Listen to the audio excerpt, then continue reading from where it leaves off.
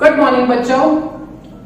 तो આપણે લાસ્ટ પીરિયડમાં સૌથી વધારે ઇમ્પોર્ટન્ટ તે વર્તુળાકાર પ્રવાહગાળા ના કેન્દ્રથી કેપિટલ આર ત્રિજ્યાનો આઈ પ્રવાહધારિત ગૂંચળું હતું, હા ને, એના કેન્દ્રથી આપણે x જેટલા અંતરે ચુંબકીય ક્ષેત્રનું આ સૂત્ર લાવેલું। જો કે એ સૂત્ર ગોખવાનું તમારે કોઈ કામ નથી, બરાબર, કોઈ કામ નથી। જે આવેલું છે તે મેળવેલું હતું એ μ0 I r² ના છેદમાં 2 r² + x² 3/2 હતું। પછી છેલ્લા પદમાં આપણે શું કરેલું કે n જેટલા આંટા હોય, આ તો એક જ આંટો, પછી એવા 2 3 4 કેપિટલ N જેટલા આંટા હોય તો ચુંબકીય ક્ષેત્ર n ગણું થઈ જાય, એટલે આપણે n ગુણેલો હતો, બરાબર। ઓકે, હવેની વાત કે આ વસ્તુ તો થઈ ગઈ, તે ઇમ્પોર્ટન્ટ 4 માર્ક્સની થિયરી હતી। હવે એને અનુરૂપ ઉદાહરણમાં દાખલાઓ જે છે ને તે એ વર્તુળાકાર પ્રવાહગાળાના ગૂંચળાના કેન્દ્ર આગળ ચુંબકીય ક્ષેત્ર શોધવાના દાખલા છે 3। કેટલા? 3। અને બધાના સ્વાધ્યાયમાં હશે તો હું તમને કહીશ, હા, તે નેક્સ્ટ લેક્ચરમાં હું કરાવીશ। પણ આ તો કેપિટલ આર ત્રિજ્યાના ગૂંચળાના કેન્દ્રથી x અંતરે કોઈ બિંદુ p આગળ હતું ને। ઓકે, હવે જો મારે આ જ પ્રવાહગાળાના કેન્દ્ર આગળ જો ચુંબકીય ક્ષેત્ર શોધવાનું હોય, એ વર્તુળના કેન્દ્ર આગળ ચુંબકીય ક્ષેત્ર શોધવાનું હોય તો આ બિંદુ P ને આપણે કેન્દ્ર આગળ લાવવા પડે, ને કેન્દ્ર આગળ લાવવા પડે એટલે આ x જે અંતર હતું આપણી આકૃતિમાં તે x એ કેન્દ્ર આગળ બિંદુ P મૂકી દેવાનું, એટલે એ x ની વેલ્યુ કેટલી થવાની? 0। તો આ ઇમ્પોર્ટન્ટ એના જ દાખલા છે, આ એકદમ ઇમ્પોર્ટન્ટ અને આના જ દાખલા છે, હા ને। તો વર્તુળના કેન્દ્ર આગળ જે ચુંબકીય ક્ષેત્ર લેવાનું તો પેલું બિંદુ B કેન્દ્ર આગળ મૂકવાનું, એટલે એ અંતર x એ 0 થઈ જશે। તો એ અંતર x બરાબર આ સૂત્રમાં જો હું 0 લઉં, હા ને, તો ગણતરી શું કરવાની એમાં મેં ડાયરેક્ટ લખેલું છે, તો એ જો હું 0 લઉં તો સૂત્ર શું આવશે? તો μ0 ni r² અંશ તો એ જ છેદમાં 2 અને આ x બરાબર 0 લો તો આ પદ 0 થઈ જાય, x² તો અહીંયા r ના વર્ગની 3/2 ના વર્ગ અને વર્ગમૂળ ઉડી જાય તો r નો ક્યુબ રહે છેદમાં, અને ઉપર r નો સ્ક્વેર છે તો r નો સ્ક્વેર અને નીચે r નો ક્યુબ, તો છેદમાં r રહેશે કે નહીં, r સ્ક્વેર ઉડી જાય તો, હા ને। તો સૂત્ર શું આવશે? μ0 ni ના છેદમાં 2 આ સૌથી વધારે ઇમ્પોર્ટન્ટ આના જ દાખલા છે કે વર્તુળના કેન્દ્ર આગળ ચુંબકીય ક્ષેત્ર μ0 ni ના છેદમાં 2 3 થી 4 દાખલા છે, આના જ છે। બોલો, આ સૂત્ર આપણે પછી યાદ રાખવા પડશે કે વર્તુળના કેન્દ્ર આગળ ચુંબકીય ક્ષેત્ર μ0 ni ના છેદમાં 2r, બરાબર। તે આપણે નોંધમાં થકે, ઓકે, હા, ચાલો। હવે જો આ જ બિંદુ ખૂબ જ દૂર હોય, એટલે x અંતરે જે પેલું બિંદુ હતું તે જો બહુ દૂર હોય, એટલે એ x નું જે અંતર છે તે ત્રિજ્યા કરતા ઘણું મોટું, હા ને। તો ખૂબ જ દૂરના બિંદુ આગળ જો ચુંબકીય ક્ષેત્રનું સૂત્ર કરવાનું હોય તો એ x એ ત્રિજ્યા કરતા ખૂબ જ મોટું થઈ જાય। તો જો અહીંયા જે છેદમાં છે તો આ x બહુ મોટું થઈ જાય તો સરવાળામાં r² સાથે કોઈ ફરક નહીં પડે, તો આપણે છેદમાંથી શું કરશું? r² ને અવગણશું, હા ને, એટલે r² ને અવગણતા છેદમાંથી, તો આ સૂત્ર શું બનશે? μ0 ni r² ના છેદમાં 2, μ0 ni r² ના છેદમાં 2 આવવાનું ને, હા 2 અને r² તો આપણે અવગણી કાઢ્યું કે x અંતર ખૂબ મોટું છે r કરતા, તો આ r² એનો x નો વર્ગ ને 3 ના છેદમાં 2 ઘાત, તો 2 ઘાત ઉડી જશે, તો x ની કેટલી ઘાત આવશે 3, હે ને? આ બે આપણે લખવાનું ભૂલી ગયેલા હતા, હે ને? તો બોલો આવું.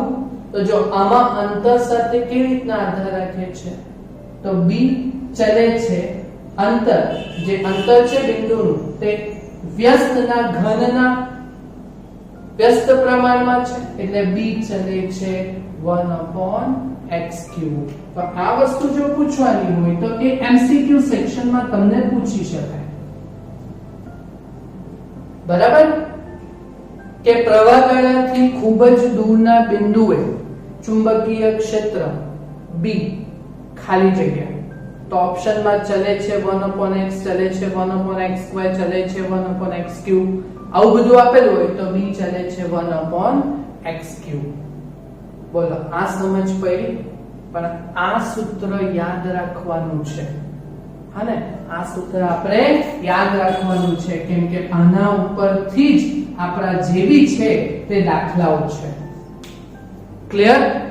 તો જો બસ રકમ વાંચવાની, સૂત્ર લખવાનું, બેટરી વેલ્યુ મૂકી દેવાની. તો જો શું કીધેલું છે, 10 સેન્ટીમીટર ત્રિજ્યા 100 આંટા ધરાવતું બોલો ગૂંચળું છે કે નહીં? ગૂંચળું એટલે આપણો પ્રવાહગાળો,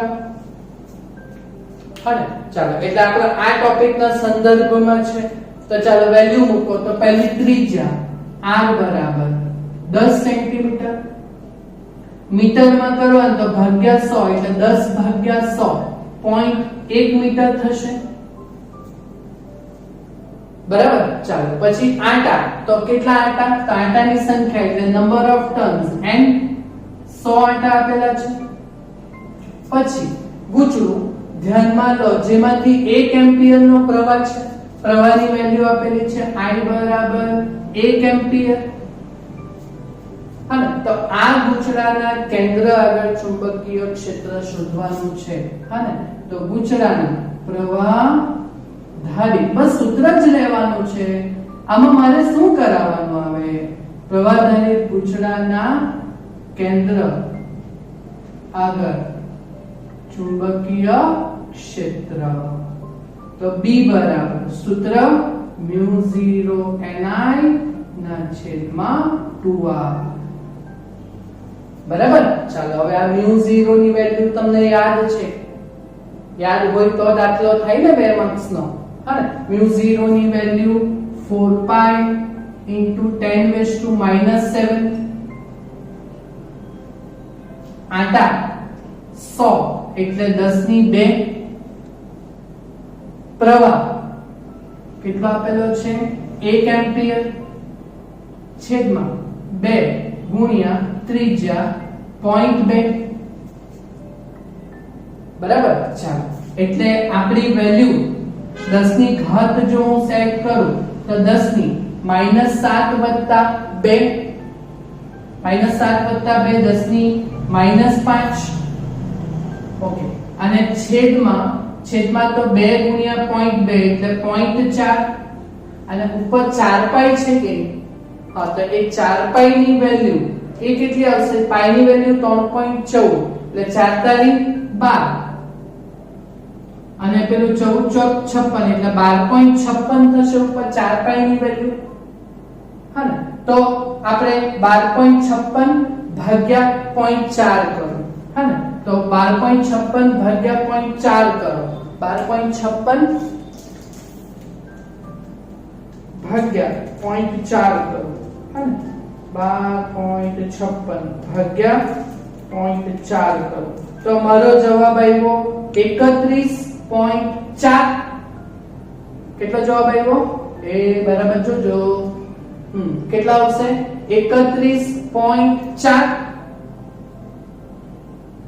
સમજ પડે કે, હા ને? તો આપણો જવાબ છે અહીંયા 31.4 અને ગુણ્યા 10⁻⁵ વેલ્યુ મૂકવાની છે ને ખાલી, બરાબર? હા ને? ઓકે. આ જવાબ ટેસ્લા, કેમ કે આપણે ચુંબકીય ક્ષેત્ર શોધ્યું, ઓકે ઓકે તો હવે આને મારે સ્ટાન્ડર્ડ ફોર્મમાં કરવાનું હોય તો 3.14 કે નહીં? હા 3.14 કે નહીં? ઓકે 4 પાઈ ની જરાક વેલ્યુ જોઈ લો. હા 4 ગુણ્યા 3.14 હા તો એ 12.56 ભાગ્યા 2 દુ 4.4 તો બોલો આ પ્રમાણે તમારો જવાબ 31.4 વાળો આવ્યો. તો આને સ્ટાન્ડર્ડ ફોર્મમાં કરું તો 3.14 ગુણ્યા 10 ની એક ઘાત આ બાજુ આવ્યા ને તો આ 10 ની કેટલી થશે -4 ટેસ્લા. તો આ આપણું આવ્યું ચુંબકીય ક્ષેત્રનું મૂલ્ય. બોલો સમજ પડી? થશે? જો આવો ના આવો સેમ દાખલો તે સ્વાધ્યાયનો પહેલો જોઈ 8 સેન્ટીમીટર ત્રિજ્યા અને 100 આંટા ધરાવતું તારનું એક પાછું વર્તુળાકાર ગૂંચળું છે કે બરાબર. તો બોલો એના ચુંબકીય ક્ષેત્ર કેન્દ્ર આગળ શોધવાનું છે. ચાલો તો વેલ્યુ r બરાબર કેટલી 8 સેન્ટીમીટર છે એટલે મીટરમાં 8 ગુણ્યા 10 ની -2 મીટર થશે બરાબર. હા મારે એક અહીંયા ભૂલ થઈ. હા ત્રિજ્યા એને કેટલી છે 0.1 હા ને ભૂલમાં 0.2 લેવાઈ ગયું હતું. હા તો એને એટલે એને કેટલા આવવાના 0.2 બરાબર. તો એને કેટલું થવાનું 62.8 તો એને કેટલું થવાનું 6.28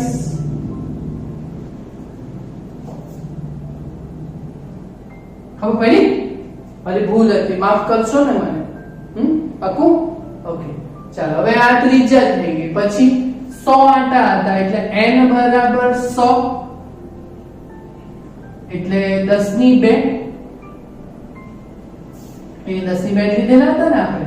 હા ને ઓકે ચાલો પછી પ્રવાહ ગૂંચળામાંથી પ્રવાહ કેટલો છે 0.4 એમ્પિયર એટલે I બરાબર 0.4 જાતે બી કરી શકો ને હવે તો આ દાખલો. ઓકે તો ગૂંચળાના કેન્દ્ર આગળ ચુંબકીય ક્ષેત્ર ગૂંચળાના કેન્દ્ર આગળ ચુંબકીય ક્ષેત્ર તો પાછું સૂત્ર B બરાબર અચળાંક μ0 ni ના છેદમાં 2r આંટા નહીં આપે તો n ની લેવાનો બરાબર. નહીં તો n બરાબર એક જ આંટો લેવાનો બરાબર. μ0 ની વેલ્યુ 4 pi into 10⁻⁻⁷ આંટા 10 ની 2 પ્રવાહ 0.4 છેદમાં 2 ગુણ્યા ત્રિજ્યા 8 સેન્ટીમીટર એટલે 8 ગુણ્યા 10 ની -2 ઓકે ચાલો હવે વેલ્યુ પહેલા ઘાતાંક નું કરી લો તો 10 ની ઘાતાંક -7 + 2 -5 ને -2 ઉપર આવે. હા તો આ બતાવી દો ચાલો -7 + 2 બરાબર. ઓકે અને છેદમાં તો 2 ગુણ્યા 8 16 અને ઉપર 4 પાઈ ગુણ્યા 0.4 ઓકે તો 4 ગુણ્યા 5 4 ગુણ્યા 3.14 12.56 ગુણ્યા 0.4 તો ઉપરની વેલ્યુ આવશે 5.024